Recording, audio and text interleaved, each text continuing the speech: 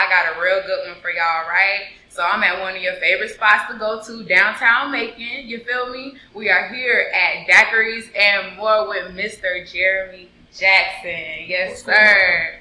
So I definitely just wanted to thank you for giving me this opportunity to sit down with you, to have a word with you. I really appreciate it. How you feeling today? I'm feeling great. Thank you for actually showing up and highlighting our business. Appreciate that. Yeah, definitely, because I don't know about y'all, but this is one of my favorite places to come to. I done came here by myself. I done came here on a date. I done came here with my girls. I done came here with my entourage. Like, this is the spot in Macon for the downtown nightlife, if you didn't know. You feel me? But we just going to go ahead and jump right in, you know, because this is a very interesting guy. He got a lot going on. He done had a lot going on, and I just really want y'all to understand what goes on behind the scenes. You feel me? So, like, how did you get into the entrepreneur, the business life?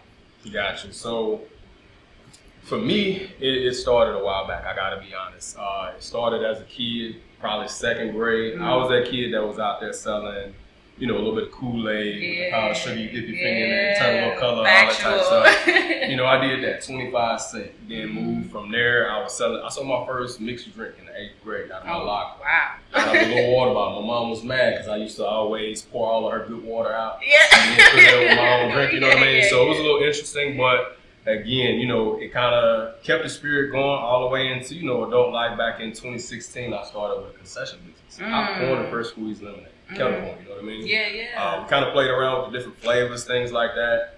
Got going, and then lo and behold, we here. Now, it's been a hell of a process, I ain't gonna lie. A lot of challenges out there, but that's ultimately what got me into it. Just always wanted to help the next person out, always feeling like it wasn't nothing I couldn't do. Mm-hmm. So it was just always a grind, you know, always something to do. It's what I enjoy doing. Yeah. Before we got here, you know what I'm saying, you always have other things that you tried out, other things that you tested, maybe hit a brick wall. So did you have any other like businesses before we actually got here to Daiquiris More? Yeah, actually we did.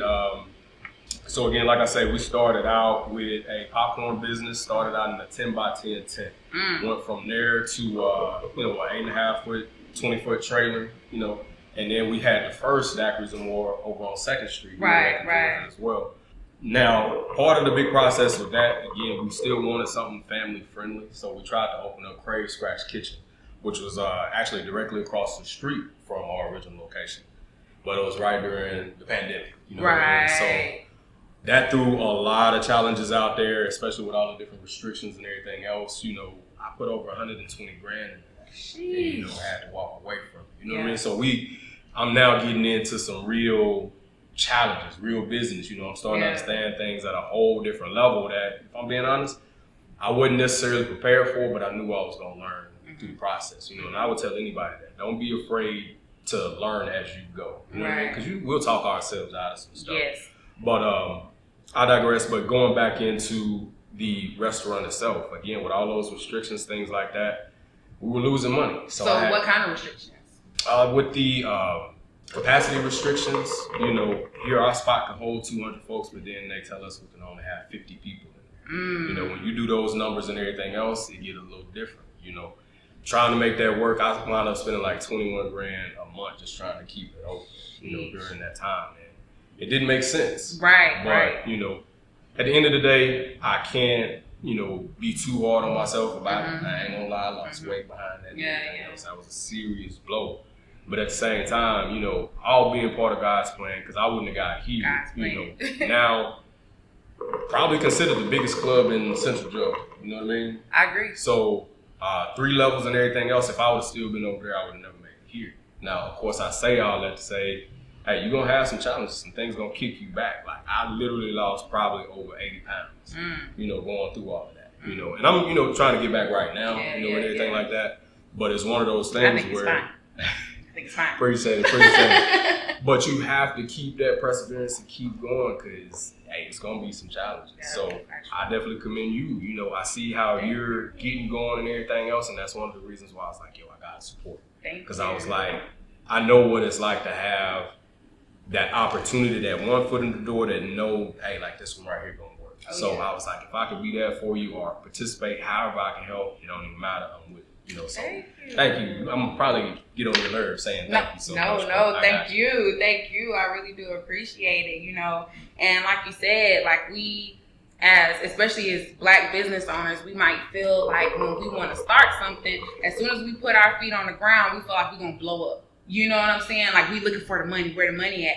But even behind my business, like I've been started rolling this out for 2 years. You know what I'm saying? I hit a lot of brick walls with just getting my website and my app developed, and I was just sitting back like, am I ever gonna do what I want to do? But we here. You feel me? We here. You feel me?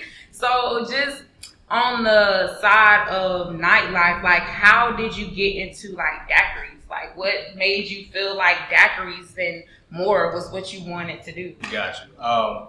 So a little bit more about me, I guess. I spent 14 years in the Air Force. Thank you for your service. Appreciate it. But I was stationed out in Louisiana, Shreveport, Bossier. Of course, y'all know Louisiana big on daiquiris and all those type things. And when I got out here to Georgia back in 2011, I was looking around and I was asking questions like, hey, why are there no daiquiri spots out here? So part of the process of just asking those questions, I was interested in it. I wound up seeing the process to go ahead and open up. Now, again, like I say, I had already started with the kettle corn and everything else. So it made it a little bit easier in the sense of kind of knowing how to maneuver and, some of the questions that would be asked. But at the same time, it was just, okay, well, we wanted to open up just a normal little daiquiri spot. You know what I mean? And that was the first spot. That was the first spot. Okay. Yeah. So nice little 1,500 square feet, very small spaces. Out there on social media, you see all those pictures. But we didn't know exactly what it was going to turn into at that point. We had to be very flexible to what our customers were actually looking for. You know what I mean? I think when we first, our grand opening, some people out there probably still got pictures, the lights were bright and everything else, we actually ran out of daiquiris the first night. You know what I mean? That's how busy we were. That line went down the street to Fatty's Pizza and then back up the street and everything else, For a daiquiri. For a daiquiri. I literally had to step outside and say, hey, folks, if we don't stop selling daiquiris, we won't be able to open up tomorrow. That was one of the first times. Wow. You know how you always see where you can get expedited shipping for stuff and overnight? Yeah, I had to do that. First time, crazy. But that kind of led us into, what we are today. Because I was real picky about the type of DJs, the type of entertainment, the vibe that we were bringing, things like that.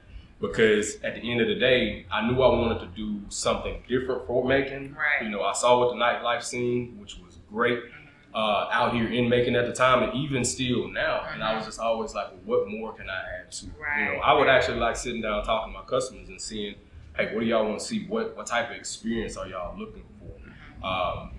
Everybody right now is on social media. We love taking pictures and all that type of stuff. So when I got over here, of course, it was game on. Yeah, the second and third floor that's coming, crazy.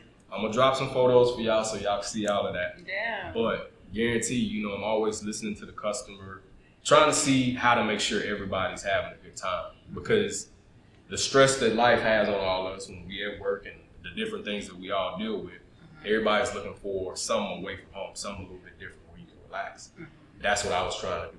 Yeah. And I feel like I've hit the mark. I like, hearing a little bit of feedback from everybody because I want to get it right. This is what I enjoy. This is actually my passion. Yeah. I know a lot of times what comes along with being an owner, the stigma behind it is, oh, you flashy, you want whatever, blah, blah, blah. Nah, if y'all see me in here, I'm normally working. I'm behind the scenes as much as I can be. And, it's because I love it. I can jump behind the bar, I can jump in the hookah, I can jump in the kitchen.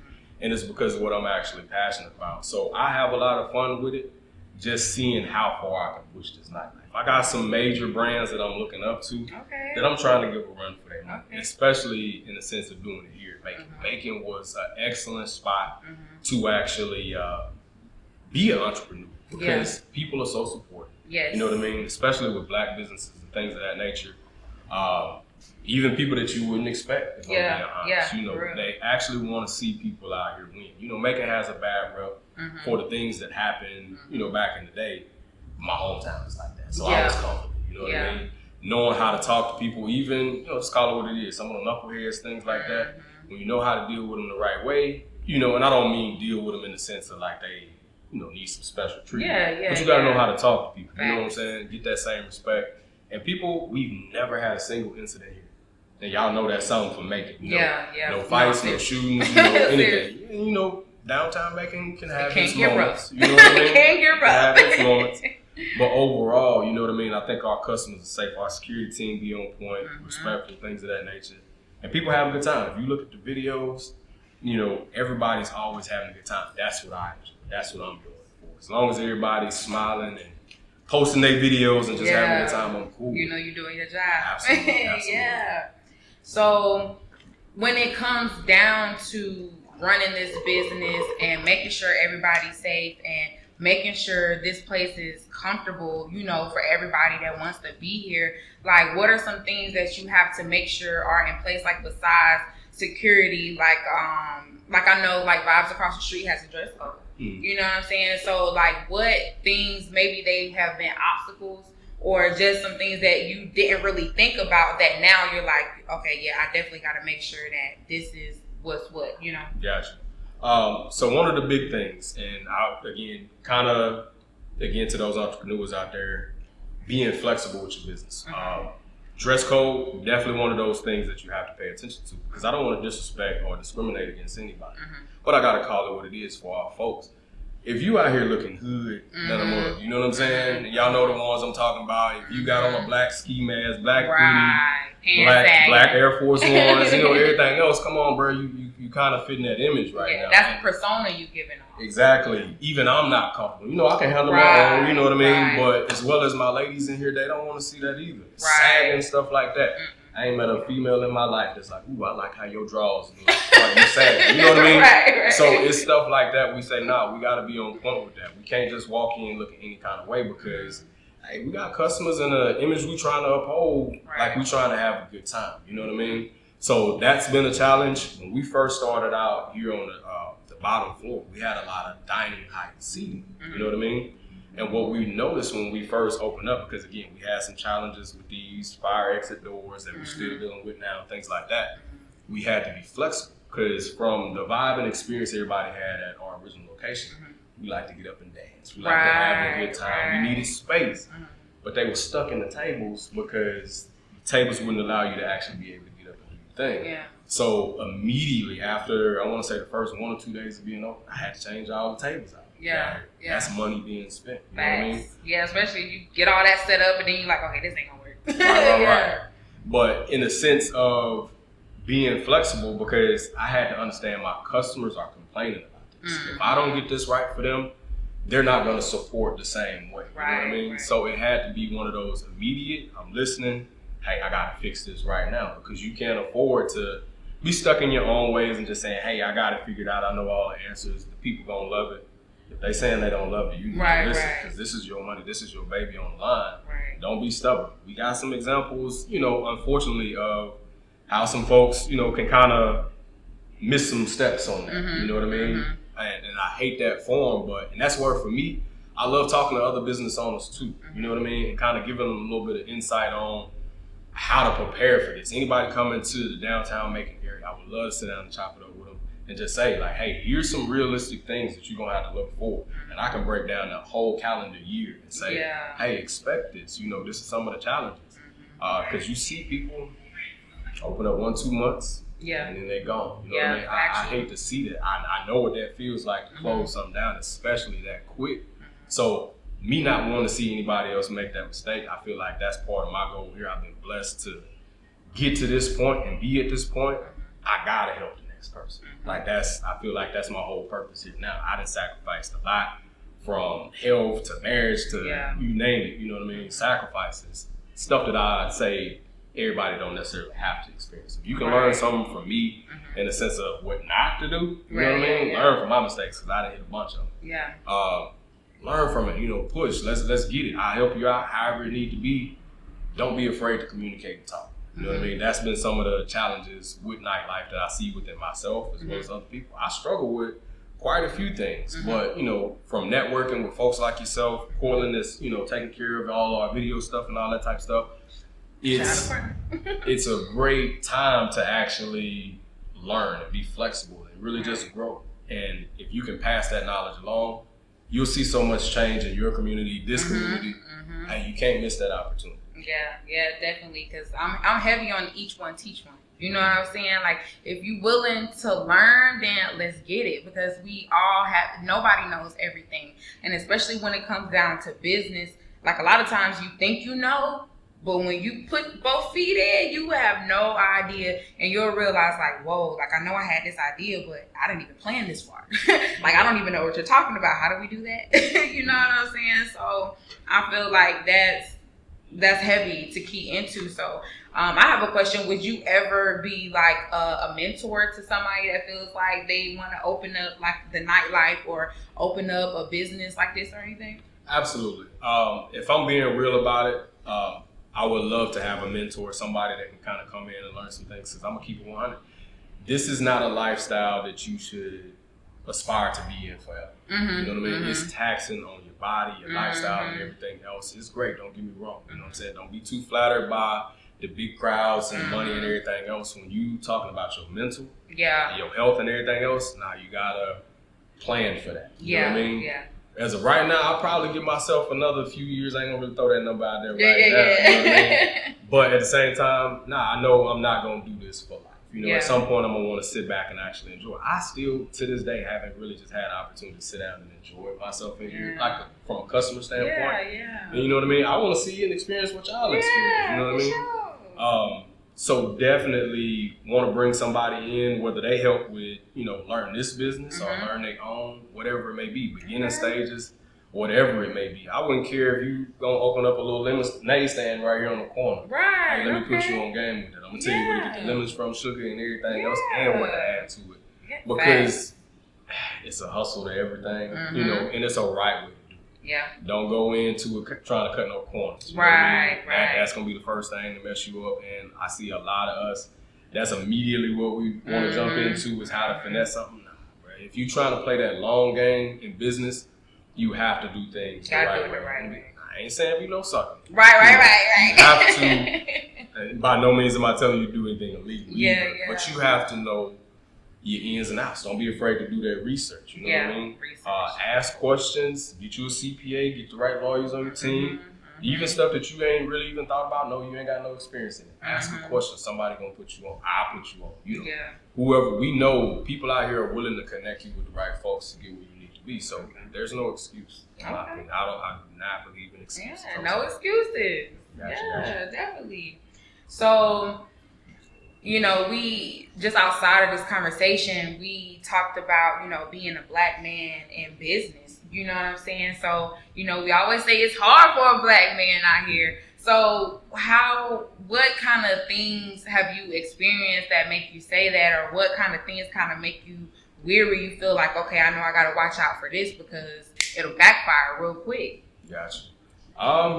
I would say one of the first challenges that I ran into as a black man specifically in business is really seeing how other folks treat you. You know what I mean? Of course, when I first started out, I was still active duty in the military. So a lot of times when I'm going around, I'm asking those questions. I had on my military uniform. You know what I mean? Not saying that was the best thing to do, but I was trying to balance it all out. I go into certain offices with certain folks, and of course, I'm getting a lot of respect. They see and respect what comes to find out, the uniform. Right. I come dressed what you see now. It's a different approach. Now, sometimes I get, depending on who I'm dealing with, they don't mind what they see, and then some is kind of like, okay, you another, y'all feeling you one of them. You know what I mean? And that's one of the biggest things I say has been a challenge to deal with and overcome to a certain degree. I think a lot of times we refer to it as code switching, because how we even talk to certain people in certain environments can be important. So what you have to realize, I was never one to dress, like I say, with the sag and stuff like that. But when you trying to get somewhere, you know what I mean? You kind of have to humble yourself, play ball a little bit. You know what I mean? Because we can be like, oh, well, now they need to accept me for who I am and how I dress and blah, blah, blah. I ain't saying bow down for nobody. Love your blackness. Love whatever skin you in. You know what I mean? But at the same time, when you trying to get somewhere, you gotta be flexible. You know what I mean? Get off that hot horse at least for a moment.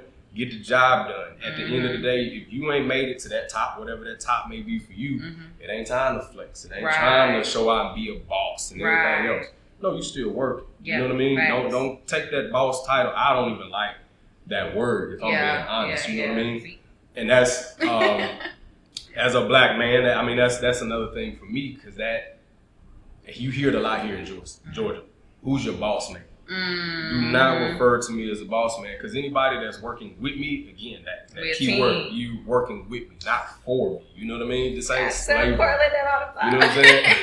Because how you treat people is going to be very important to the success of your business. You know what I mean? And I want people to feel like, hey, they're needed, wanted, so on and so forth to be here. You know what I mean? And that's one of the challenges as being a black man too. A lot of times people expect us to be on some less than professional how we run business. You know what I mean? On some, just come in, just do this, and under the table, everything. Yeah. So it really surprises people when I'm like, no, I have whole manuals and everything else. I'm an official. This ain't just some, hey, pour a drink, whatever. Yeah. No, I know my numbers. I don't play games when it comes to that.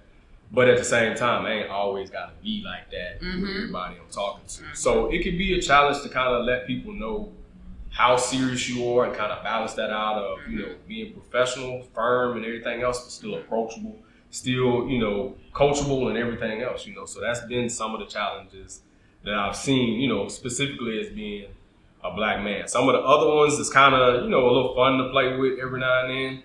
Dealing with some of the ladies at times, like I say, hey, I just went through a divorce, you know what I mean? Yeah. So that could be a challenge for anybody, getting into the industry, understanding the strains and stress that puts on your relationships, you know what I mean?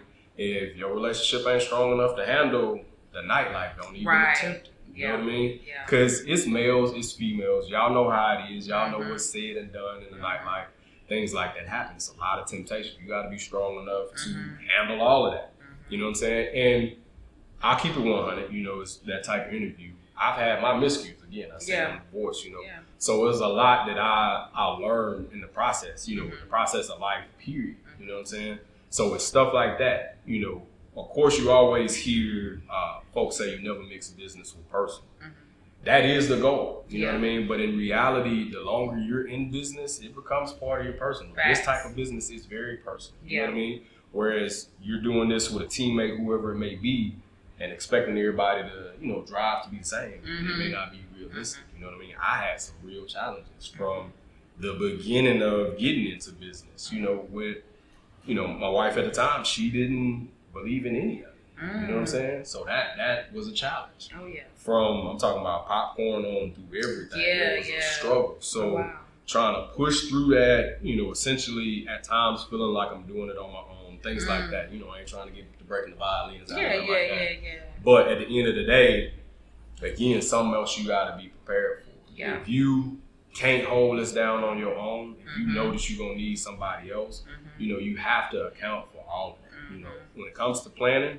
Again, don't slow yourself down with a bunch of what ifs, but you have to understand certain things you want to have in order. If you know your relationship already rocking, I got trust issues, everything else, this ain't the industry for you, not at all. But at the same time, again, you live and you learn. You know what I'm saying? You'll be a fool to not go through all of that. And that's why I say I got a lot of experience myself that I can let some folk know. You know what I mean? I've played the games or whatever, you name it, I've probably been through.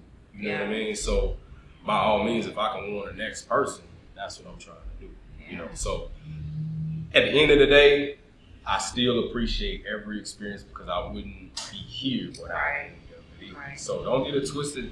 Learn how to use everything to your advantage. That would be my advice.